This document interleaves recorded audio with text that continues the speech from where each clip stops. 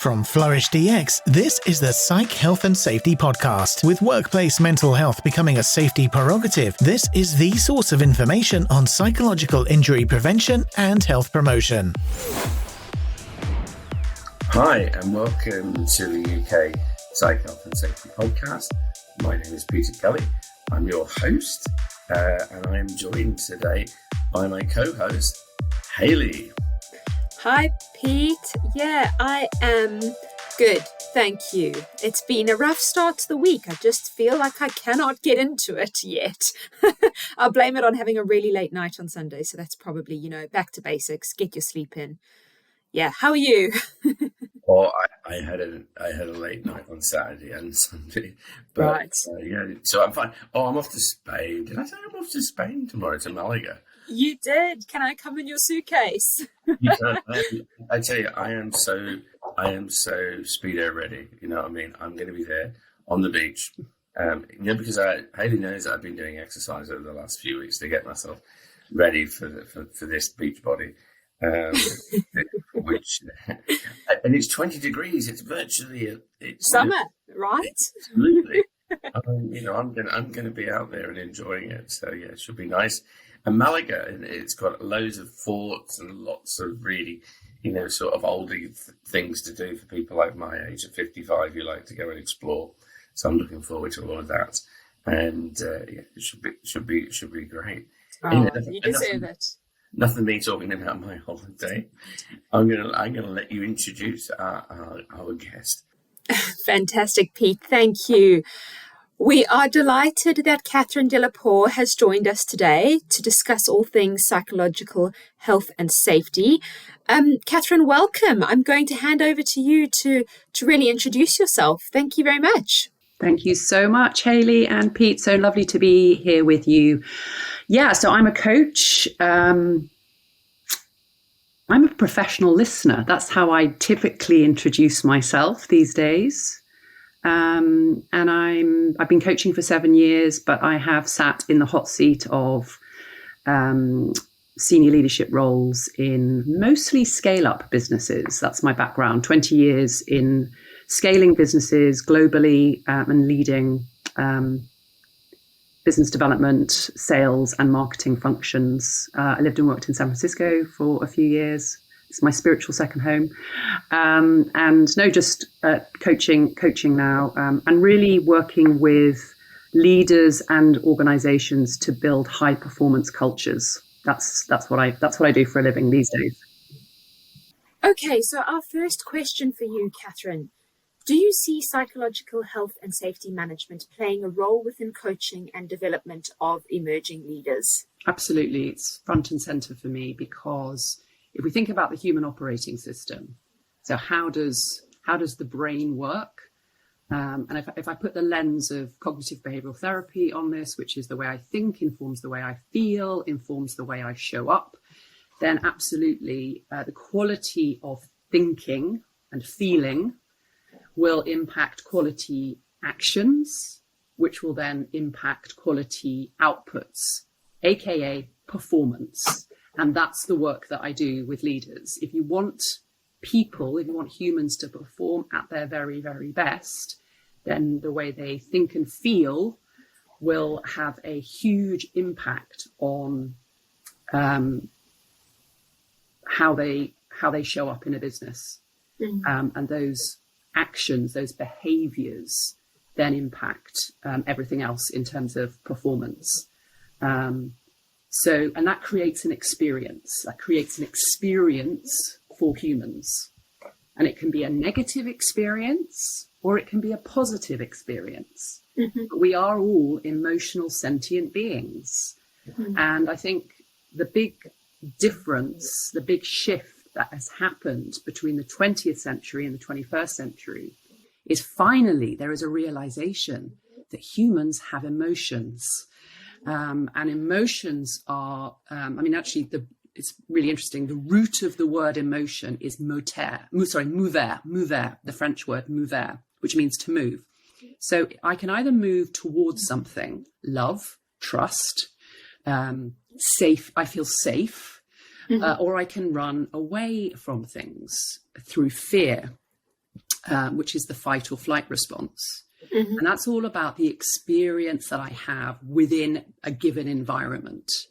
There's also obviously the narratives that exist inside our heads, which is based on, often the past. And the problem is that a number of us hold on to the past, and we project our past into our future, and that can unfortunately mean that our performance isn't going to be as good as we had hoped. But absolutely, psychological health and safety is the key to unlocking performance. But of course, you need to balance that with the physical aspect as well. The physical, I need to be in physically good shape. There's all sorts of physical aspects that organizations need to think about. Obviously, we have an aging population.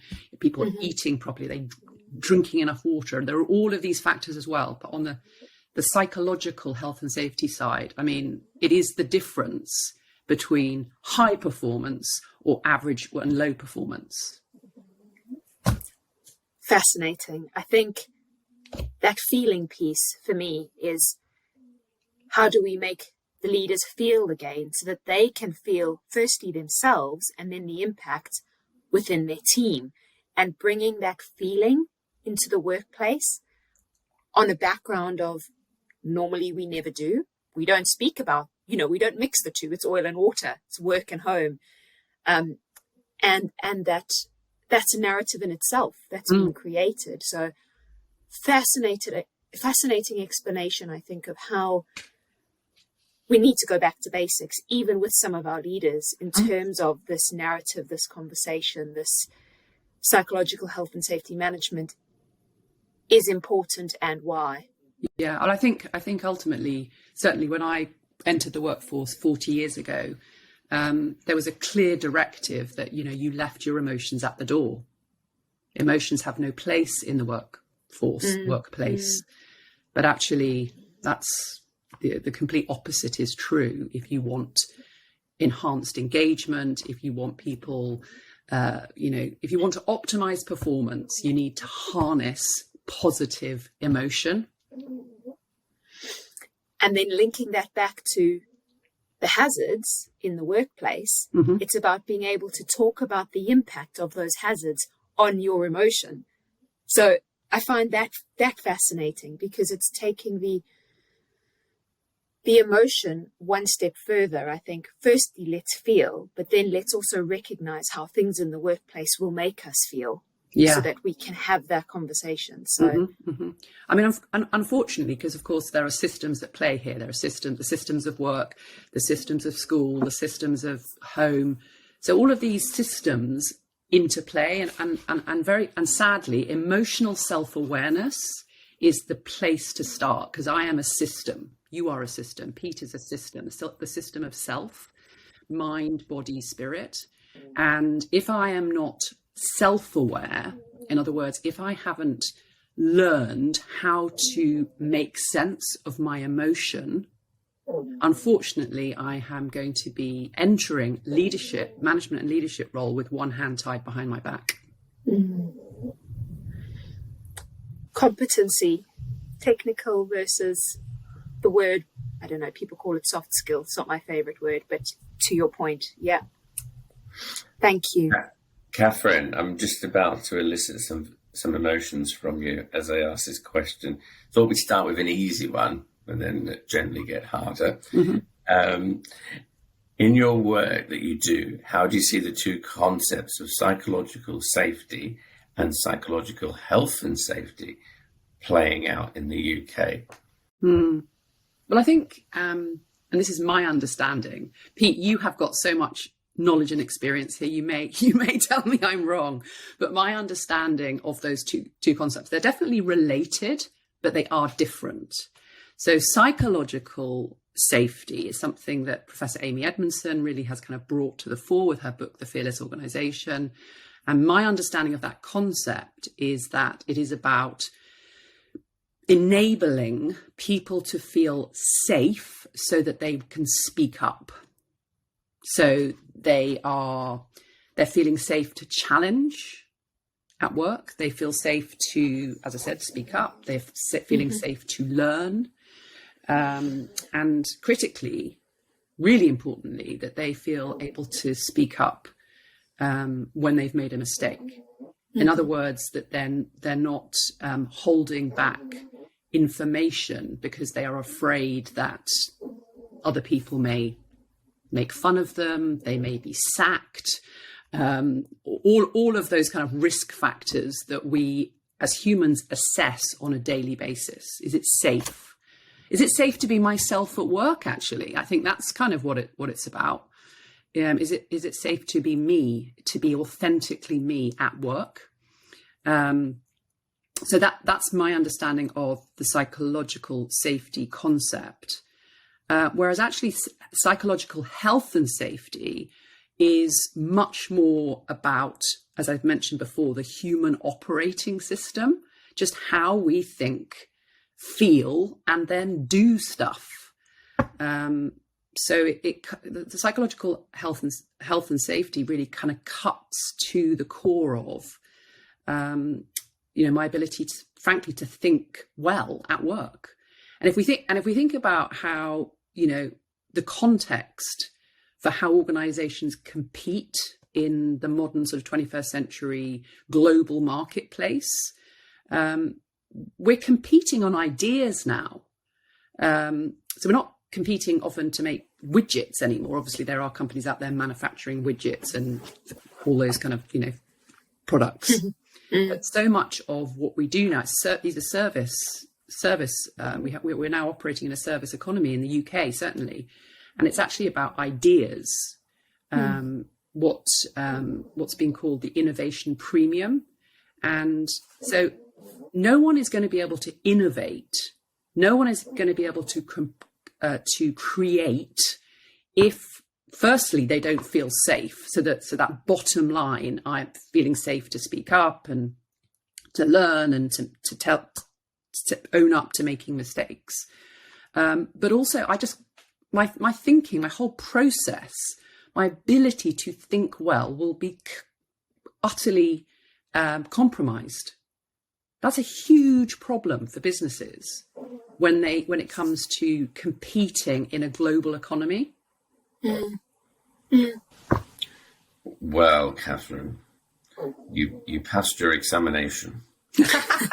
Thank you. Increasingly, psychological health and safety as a concept is going to be coming into the psyche of business. We will see this through the European Union's directive work on psychological health and safety, which is also coming. So I think, I think we do need to be clear that the difference between psychological safety and psychological health and safety. And the interesting take is actually, people bring their own mental capital to work, don't they? Their ability to look at how they do the work. And one thing as an inspector I would always look at was, performance influencing factors such as psychological health and safety. How are they influencing the outcome of an accident as well as ill health? So, yeah. Yeah, I think I just want to draw on one point about how work is designed, which is one of the categories of psychological health and safety, work design, job demand, control, autonomy, working hours. To your point, Catherine, you cannot think if you don't have the space, and if all of those things are not working for you or for your team, how is the team to be innovative? And that for me is that clear link between what you're speaking about and making the environment psychologically healthy and safe. Personal experience. Do I have time to stare out the window and think, or am I just doing? And where is the space for innovation in that? Where is the space to improve things based on lived experience if we just keep on your opening gambit, doing what we've always done? The past, predicts the future. So I think that link you've made there is one that I actually haven't heard before. So thank you for that. Yeah. Good. Okay. So in your view, the link between creating meaning at work and psychological health and safety management, can we explore that? Mm-hmm. You know, the book that comes to mind when I looked at this, when I was having a look at these questions last night, is, of course, Dan Pink's brilliant book, Drive, because that book is about what is it really that gets humans out of bed in the morning? And it's not a paycheck, funnily enough. Of course, we need to be paid for the work that we do. That's important. That's the kind of contract we have with our employers. But actually, what does it mean to be human at work? And what really motivates humans are three things. This is what Dan Pink mentioned in his book. One of them is purpose, that there is meaning in the work that I'm doing, that it is meaningful to me. The second is autonomy. So the ability to have some kind of control over my life. And the third is mastery, which is really about learning, that I'm learning, I'm developing, I'm getting better at what I'm doing. So this is what is called intrinsic motivation. So it's what happens on the inside of humans that fires us and gives us energy to do the work, energy to go above and beyond in the work that we're doing. The energy to create a sustainable way of working. And we know that one of the biggest reasons for burnout right now is long working hours. Mm-hmm. Now, if I have no sense of purpose or meaning in my life, and my autonomy is taken away from me because they're just saying, get back to work, because the only thing that managers and leaders, unfortunately, have understood from the 20th century, from the old ways of doing things, has been we need to actually see you in the office. We're measuring productivity based on almost like like an old-fashioned sort of factory, clocking in, clocking out. I can physically see you, so therefore you must be working, you must be performing. I mean, it's the whole thing is backward. So, intrinsic motivation, the fire inside us to create, to work, to inspire, to grow, to develop, that's what makes people perform at their very, very, very best. And yet all of the reward systems that are currently in place in most organizations actually reward extrinsic factors. So that's the stuff external to the human, which is pay, benefits, blah, blah, blah, blah, blah.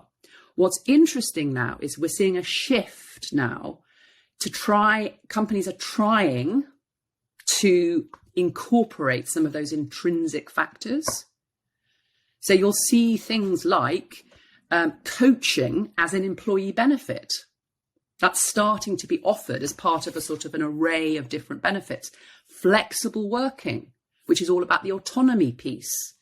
And look, CSR initiatives, we're going to come on to ESG in a moment, but CSR initiatives have always been sort of embedded in organisation up to a point in terms of enabling and allowing people to do work, meaningful work outside of their day-to-day. So, for example, volunteering in schools, helping people to learn how to read, all of the stuff that happens in kind of local communities local to schools. So all of that is happening, but it's now really starting to shift because the younger generations now are standing up and saying, I'm not happy. I want to have meaningful, purposeful work. I'm going to choose an employer based on their ESG credentials. That is happening. The talent is going to where companies have good ESG credentials. Where there is huge flexibility, where I can work from anywhere. Spotify is the most obvious example of that. And guess what? Their talent, the reach for their talent is global. And I listened to a video of theirs yesterday because they were reflecting on the work from anywhere thing that happened that they put into place 2 years ago, kind of in 2020. And their stats around filling roles has completely shifted.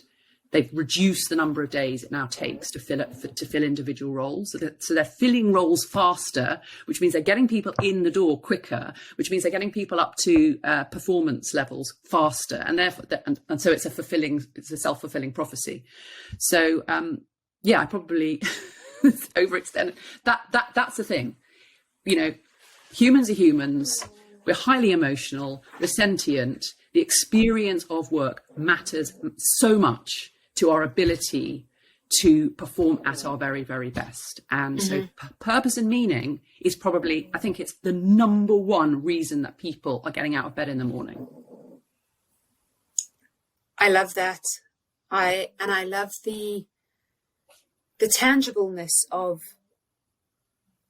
expanding what well-being means. Well-being is not just mental health. To your point, purpose, mastery of their destiny, those things impact well-being, and that is meaning at work. So I think that whole connection piece is so important. Well-being drives performance. That's a simple equation. If you have a sick workforce who are, you know, mentally not in a good place, you're not going to get high performance. You're not going to get ideas. You're not going to get innovation. So you cannot have a sick workforce because you're not going to get the results that you want.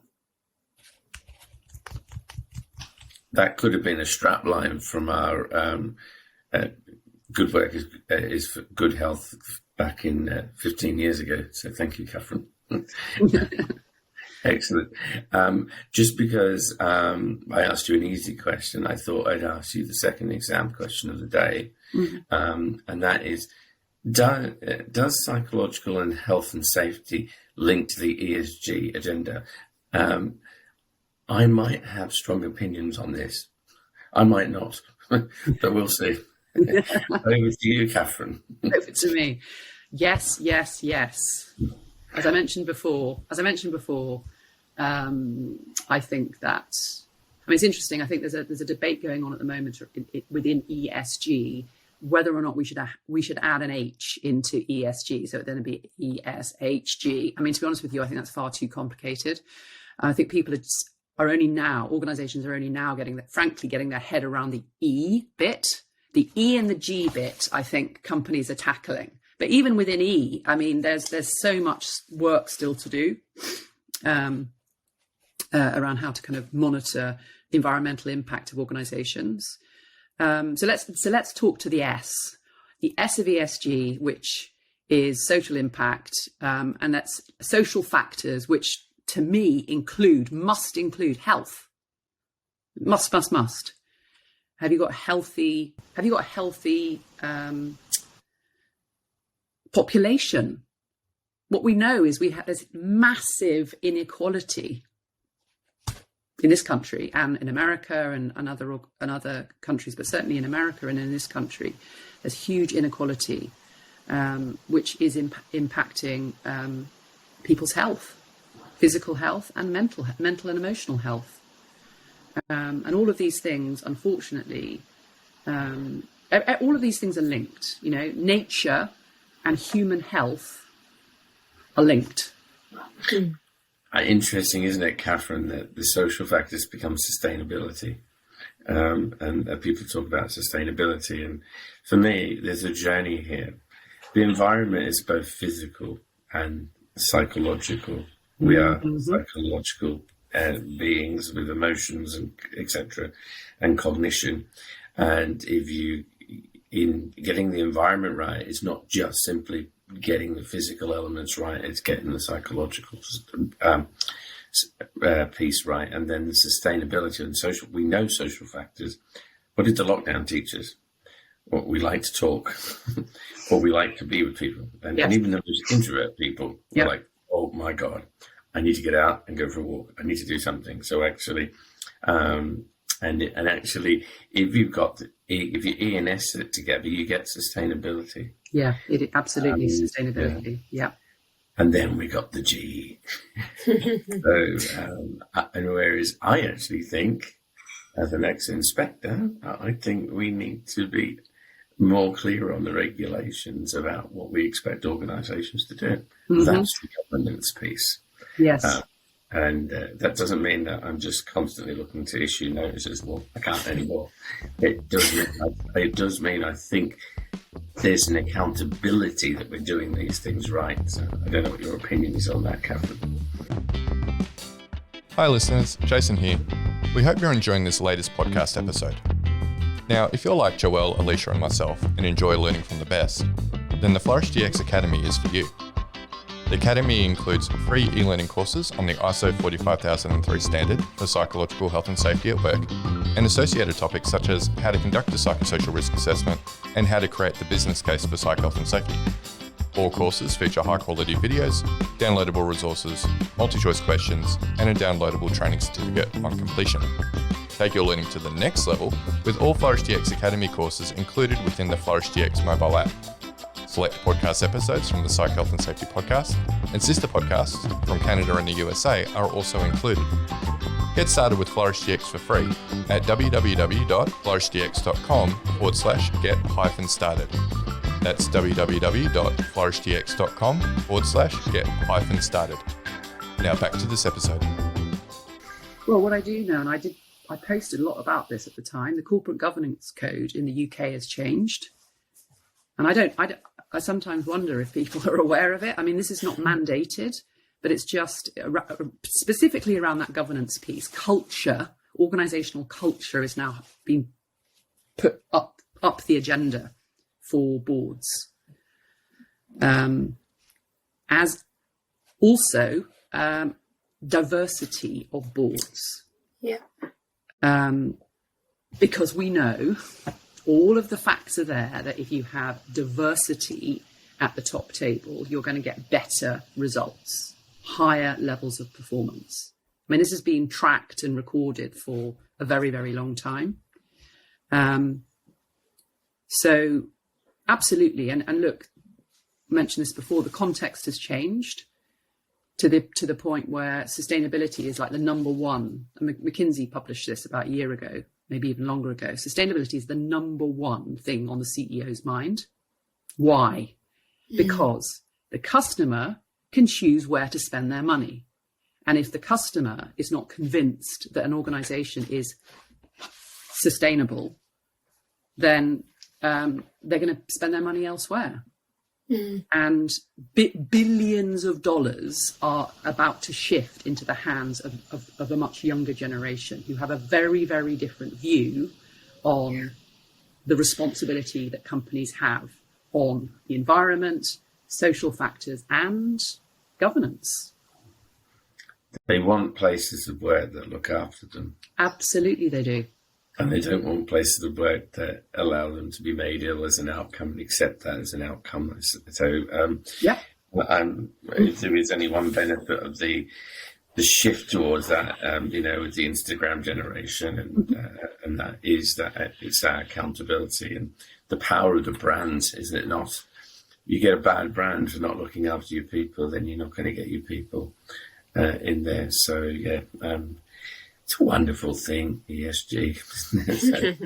I think it broadens the scope, sustainability, but what about sustainable workforce, sustainable human capital, which will have an impact on society? Because in simplistic forms, they come to work, they go home, and they are with their families, and they're in their communities, and they are they are whole people in those spaces as well. And how do we transition out of work into the workplace more naturally than I think we're currently doing, and more sustainably? Because it's still very much, I think, as much as we try change it, there's a lot of time being spent in the workplace, and people are burning out, and people are working longer hours, and it becomes a choice, on the weekends. What do you do? Are you recovering from your week, or are you actually enjoying your life outside of work? So I think that sustainability piece for me is huge in terms of understanding that it's more just than a sustainable world. It's about sustainable human capital. Yeah. And what is interesting is Aristotle talked about the environment back over 1,000 years ago. And if you were to look through the annals of medical history, you'll find references to environment, and then lastly towards social factors in work. So if Aristotle thought it was a good thing, then I think we're in good company. Yeah. And that's so you passed this question, and I'll let Hayley move on to the nicer question. There's still one to come. Okay. Pete, you're definitely keeping score there. What's got into you today?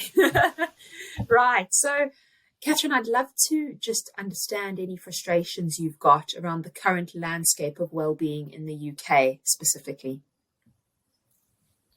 How long have we got? Well, with all three of us on a call, not long enough. I mean, I think one of the biggest challenges that there seems to be is there's a sort of multitude of approaches, of indexes, of awards, and that's great because it means there's lots of people thinking about this stuff, and there's a lot of the growing kind of motivation movement, if you like, to actually bring about change. That's got to be a good thing. But I do think that perhaps there's a lack of joined up thinking. And I think as long as everything is sort of broken into different pieces and people sort of doing different things, the longer it will take to get something like well-being properly embedded into actually shareholder decks. Wellbeing impact disclosure, as you know, is something that I've talked about for quite some time. I've been banging this drum of, and of course, it's not that straightforward. So you've got to, there's all sorts of privacy issues you've got to overcome. There's data issues. There's all sorts of stuff going on. But I do think we need to move away from this sort of simplistic measurement around financial factors. We've over-financialized the system. This is brilliant. Dr. Victoria Hurst, somebody that everyone should follow on LinkedIn. She's a fellow at Cambridge Institute for Sustainable Business. She teaches this stuff. So we've really got to, I think, come up with something that is a global measure for well-being that we hold organizations accountable to. Because I think until we really, and some people have said, is that psychological safety? I think on its own, I'm not sure that that's right. But I think the way engagement scores are at the moment, I don't think that is quite right. I think maybe reimagining what an engagement score is, asking slightly different questions around an engagement score could be interesting. That kind of speaks to intrinsic motivation. That speaks to, in fact, I was on a panel last year. And one of the questions that an HR director mentioned that they have started asking employees is, can you be yourself at work? It's a really simple question. It's a very elegant question. But of course, that speaks to, do you feel safe to speak up? That's the psychological safety bit. But there's more. I think there's three elements to this. Do I feel safe? Do I feel accepted? Which is inclusion, the inclusion piece, which obviously then, you can have a diverse workforce, but if they don't feel included, you're stuffed. And then, am I learning? Am I the mastery piece? So all of, safe, accepted, nurtures actually speak to motivational factors that we talked from Dan Pink's book, the intrinsic motivation.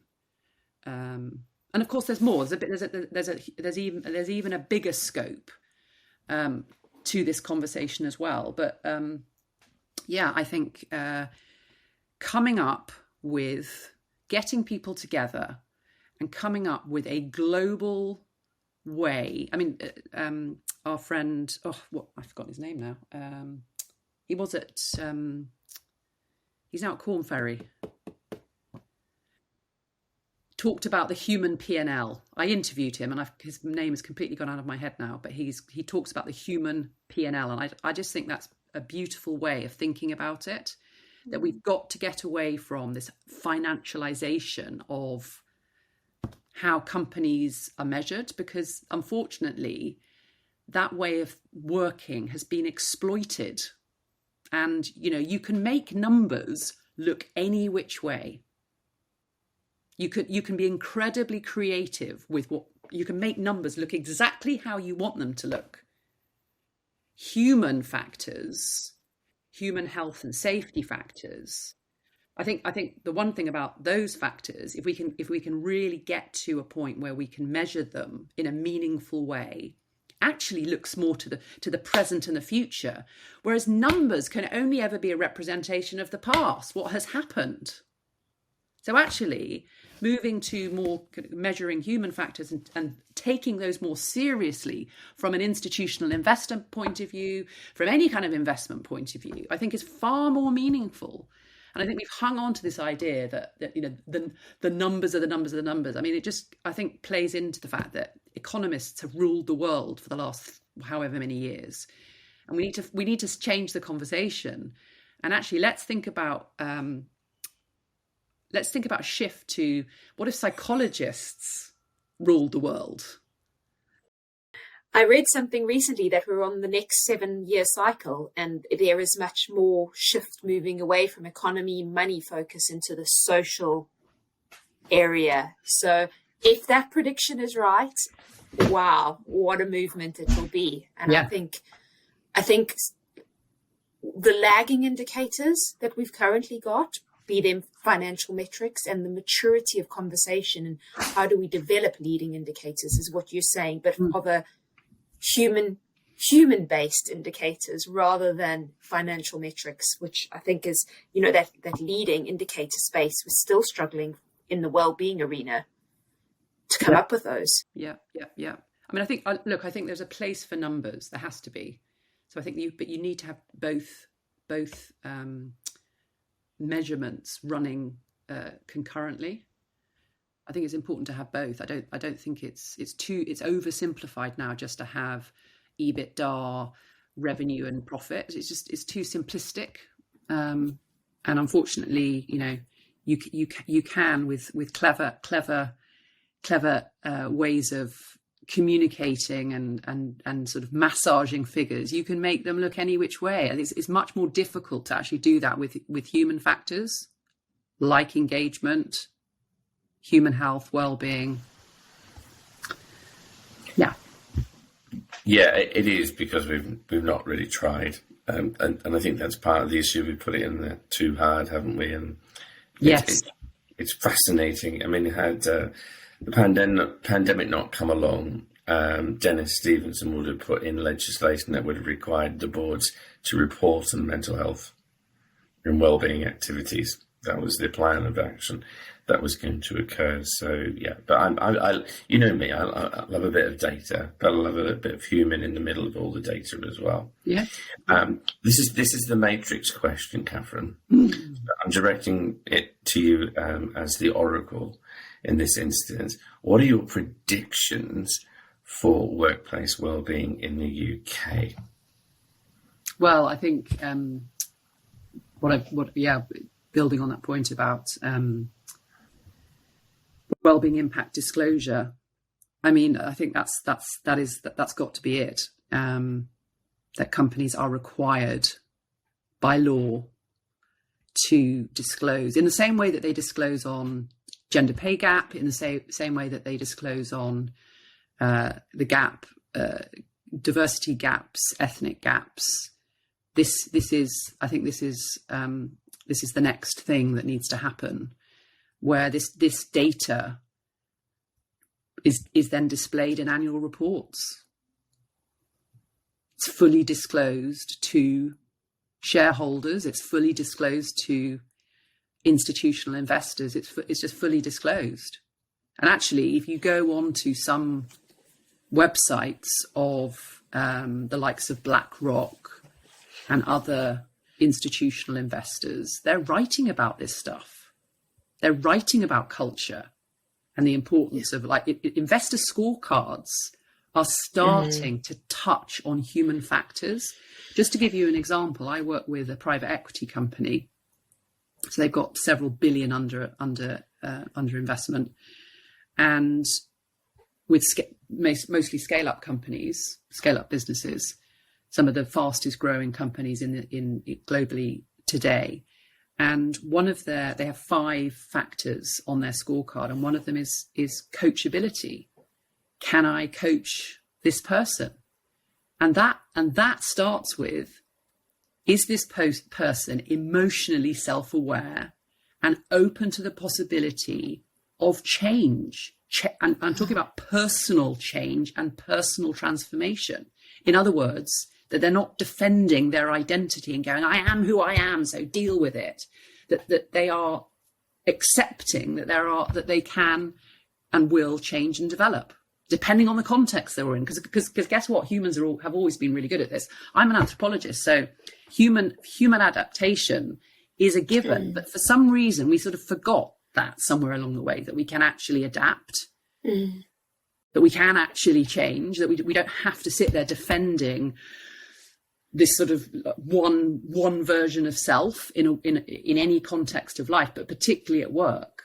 And even this idea of what does it mean to be a professional at work, even that now is under challenge. What does professional? What does it mean to be professional at work? Yeah. What does that mean? I think it puts a lot of people in a straitjacket. It's a fascinating conversation because bring your whole self to work, but we are malleable and we can change. Yeah. And are we coachable? And I think that for me is where this team, we've got the individual, but we've also got the team. Mm-hmm. And how do we bring that side of ourselves that says, you know what, we can change, we can move, we can adjust, we can be agile for the good of the team. Yeah. It can't, so for me, it's a conversation I've seen on LinkedIn recently is about, do you bring your whole self to work? Some people are challenging that and saying, I don't agree with it. That's a whole nother conversation. But I think there is that, it's almost like a juxtaposition, because you bring yourself to work, but you've also got to be open to these inclusion safety, learner safety, contributor safety, challenger safety, so that you can change for social impact. So, yeah. Look, no one should be asked to bring, my rule of thumb is don't ask me to bring my whole self to work if the leaders are not bringing their whole selves to work. I think that's the rule of thumb for me. It has to start with the leaders. It has to start with the executives. So if humans look for signals, right? We look for patterns.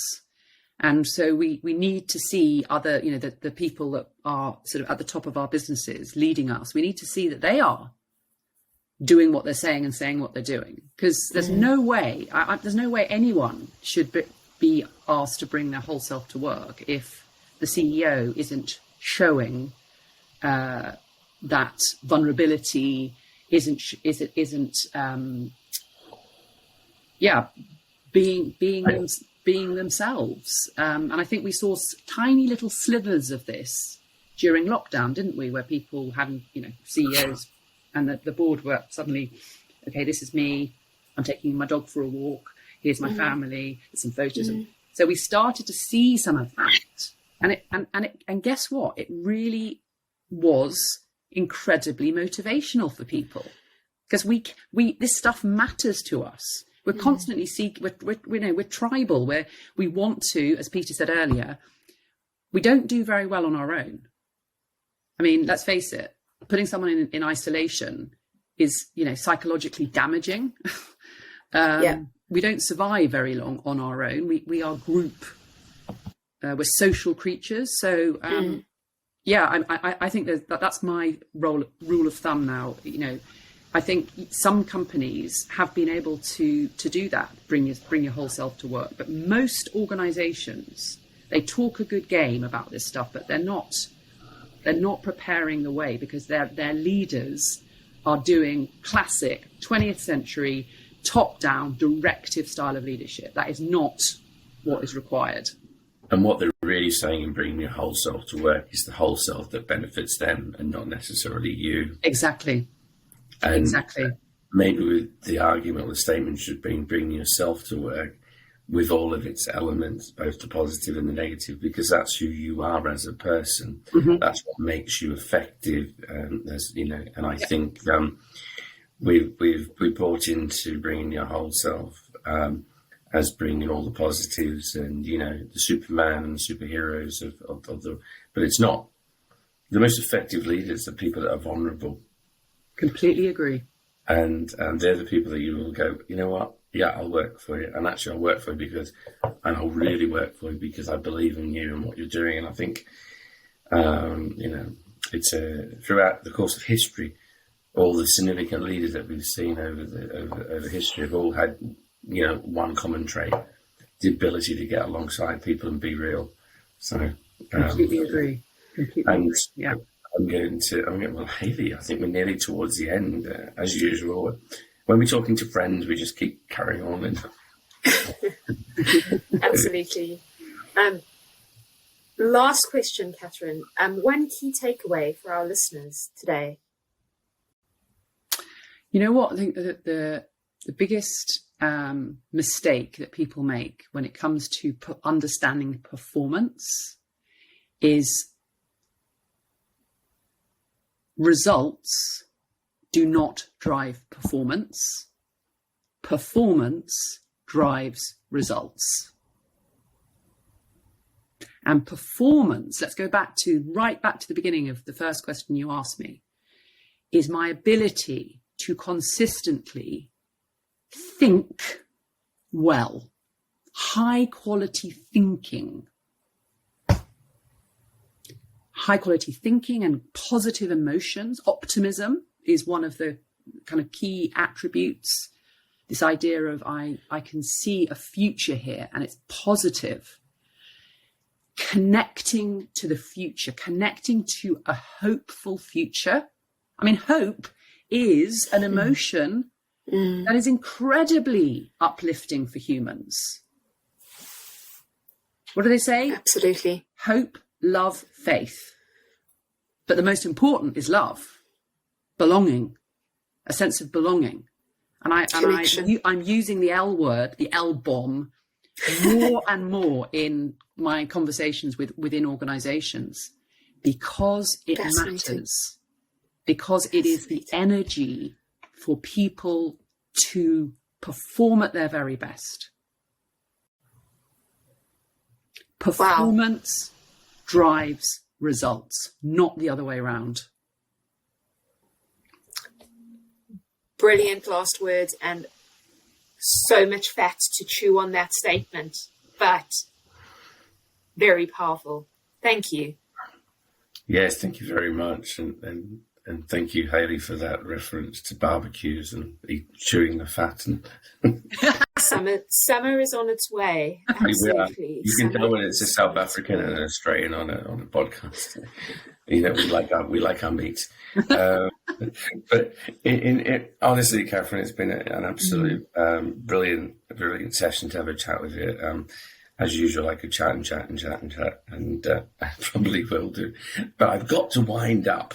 So what I'd like to remind you is to like and subscribe to the Psych, Health and Safety podcast to hear from future guests. We're really looking to move the needle in health and safety in the wellbeing space. Hopefully we've been doing that today. Don't forget you can watch on YouTube Flourish DX's LinkedIn page for short clips. So you're going to be a star shortly, Catherine. And connect with Hayley, Catherine and myself directly over LinkedIn. And we will say goodbye for now and see you on the next podcast. Big waves to everyone. Thanks, Catherine. Thanks, guys.